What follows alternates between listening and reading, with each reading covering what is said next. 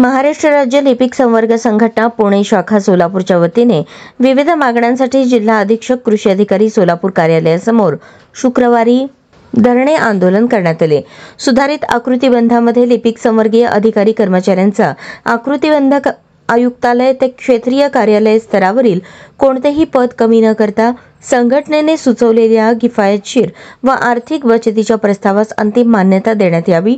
लिपिक संवर्गातील पदोन्नती स्तर कमी करण्यासाठी सुधारित आकृतिबंधामध्ये सहाय्यक अधीक्षक पद सुधारित मागणीनुसार कक्ष अधिकारी गट ब कनिष्ठ या पदांमध्ये समाविष्ट होण्याबाबत व पदनामात बदल करण्यात मान्यता देण्यात यावी। लिपिक संवर्गीय अधिकाऱ्यांचे सुधारित सेवा प्रवेश नियम तयार करावेत। लिपिक संवर्गीय प्रतिनियुक्तीची पदे चिन्हांकित होऊन त्यास मान्यता देण्यात यावी। वरिष्ठ लिपिक पदे 100% पदोन्नतीने भरण्यासंबंधी सेवापदेश नियमांमध्ये बदल करण्यात यावा।